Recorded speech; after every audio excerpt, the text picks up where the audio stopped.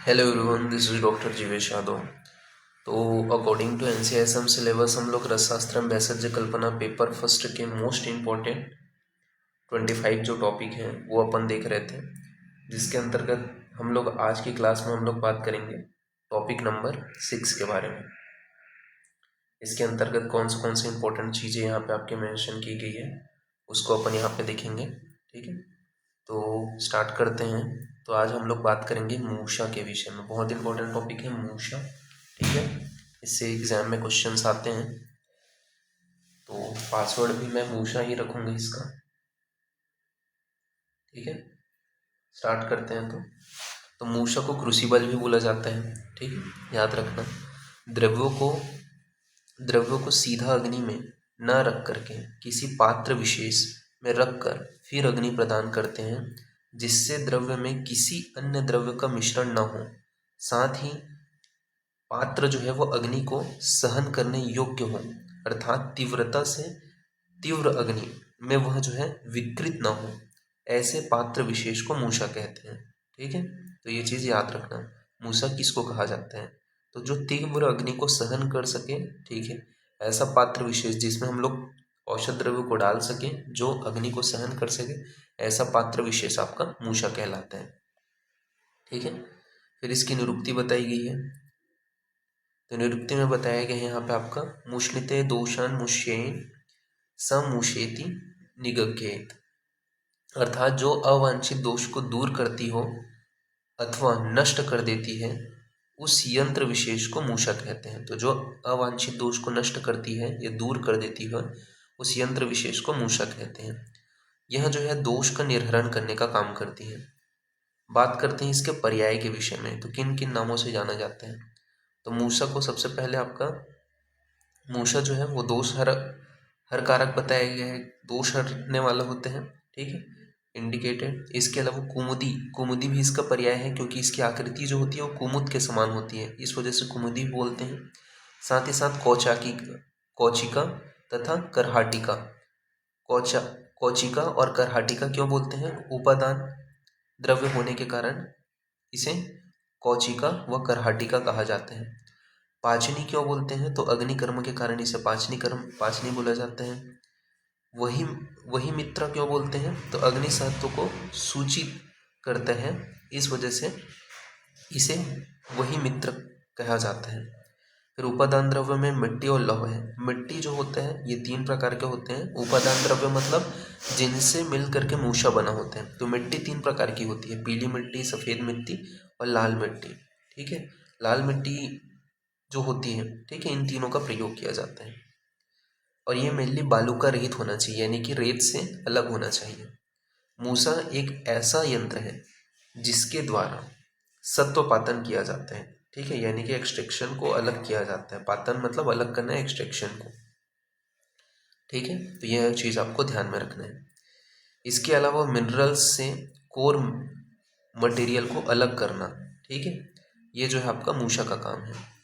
सामान्य मूषा के विषय में बात करें तो मृतिका जो होती है, मिट्टी जो होती है, उसको अपने को 4 भाग लेना है। जला हुआ तूष यानी कि भूसी जो है वो अपने को 1 भाग लेना है। ठीक है, सामान्य मूषा बनाने के लिए मिट्टी मृतिका 4 भाग लेना रहता है। जला हुआ तूष यानी कि भूसी 1 भाग लेना है। सन के रेसे जो है वो 1 भाग लेना है। कोयले का चूर्ण 1 भाग लेना है। घोड़े की लीद 1 भाग लेना है। और इन सभी द्रव्यों को इमरदस्ते में अच्छे से कूट करके चिकना कर लेना है, फिर लसदार बना ले। और यह जो है साधारण मूसा बनाने की मिट्टी हो गई है। ठीक है, और इससे अपने को उसकी आकृति दे देना है मूसा की, क्रूसिबल की। फिर होता है वज्र मूसा। तो वज्र मूसा बनाने के लिए अपने को क्या है, 3 भाग मिट्टी चाहिए रहते हैं। घोड़े के लीद व सन तंतु 2 भाग चाहिए। जला हुआ तूष, खड़िया, कोयला एवं खपरे का चूर्ण 1 भाग चाहिए। लौह लौह किट्ट आधा भाग चाहिए। ठीक है, इनको अपन आपस में मिला करके कूट लेंगे, फिर वही है अपने को जो वज्र के समान मूषा जो है वो बना लेना है। फिर गोस्तनी मूषा, इनके आकार के आधार पर इनके नामकरण किया गया है। ठीक है, तो इसका निर्माण के लिए क्या करते हैं, गोस्तनी मूषा का। तो गाय के स्तन के समान लंबे गोल मूषा, जिसके ढक्कन के ऊपर की रचना चौड़ी समान हो, ठीक है, सॉरी, चोटी समान हो, यानी कि पकड़ने की सुविधा हेतु हो, ऐसी आकृति वाली जो मूसा होती है उसे गो स्तनाकार मूसा कहते हैं। इसका उपयोग जो है वो सत्व को द्रवित करने के लिए किया जाता है। ठीक है, तो ये आपका गो स्तनी मूसा में बोला गया है। फिर बात करते हैं पक्व मूसा। तो पक्व मूसा में बताया गया है कुम्हार के द्वारा निर्मित छोटे भांड के स्वरूप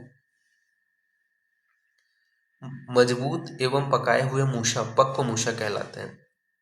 इसका उपयोग जो है पोटली रस बनाने के लिए या पोटली रस पकाने के लिए किया जाता है। फिर आपका होता है मल्ल मूसा। तो मल्ल मूसा के विषय में बताया गया है दो दृढ़ मृतिका सराव को आमने सामने से जोड़कर जब संपूट की आकृति बनाते हैं तो इसे मल्ल मूसा कहते हैं। तो दो दृढ़ मृतिका सराव को आमने सामने से जोड़ करके जब संपूट की आकृति बनाते हैं इसे मल्ल मूसा कहते हैं और इसका प्रयोग परपटी आदि रस के स्वेदन हेतु किया जाता है। फिर होता है महामूसा। तो महामूसा किसको बोलते हैं? तो जिस मूसा का तल भाग संकीर्ण यानी कि पतला होता है और ऊपर का भाग क्रमशः विस्तृत होते हैं और देखने में बड़ा वृंताग यानी कि बैगन जैसे स्थूल होते हैं, उसे महामूसा कहते हैं। उदाहरण के लिए आपका लौह द्रावण, ठीक है, अभ्रक सत्व निष्कासन के लिए जो है आपका मूसा का प्रयोग किया जाता है। फिर होता है आपका वृंताक मूसा। तो वृंताक मूसा में बोला गया है कि बैगन की आकृति लंबी गोल मूसा होती है। ठीक है, ये क्या है? बैगन की आकृति की लंबी गोल मूसा होती है। ठीक है, इसको बनाने इसकी लंबाई 12 अंगुल होती है।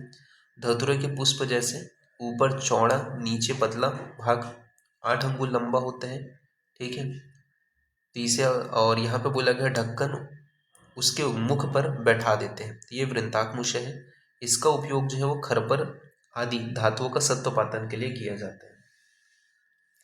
फिर है आपका योग मूसा। योग मूसा में बोला गया है कोयले एवं तुषा की राख मिट्टी, इसको बनाने के लिए क्या क्या चाहिए? तो कोयले एवं तुष की राख, मिट्टी, वाल्मीकि मतलब जो दीमक होते हैं उसकी मिट्टी, इसके अलावा उपयुक्त विड़ सभी समान भाग में लेकर के एक पात्र में कूट पीस करके मूसा का निर्माण किया जाता है और मूसा के अंदर विड़ का लेप लगा देते हैं। इस मूसा में सिद्ध किया हुआ पारद विशेष गुणकारी होते हैं। तो ये यहाँ पे आपका बताया गया है। ठीक है, मॉडर्न व्यू में इसको क्रूसिबल से कोरिलेट करते हैं। ठीक है, तो ये आपको ध्यान में रखना है। तो मॉडर्न आपका इसमें से कुछ कुछ ही पढ़ना है जो मैं आगे बता दूंगा। ठीक है, तो अभी के लिए इतना ही। ओके, ठीक है, तो फिर थैंक यू क्लास।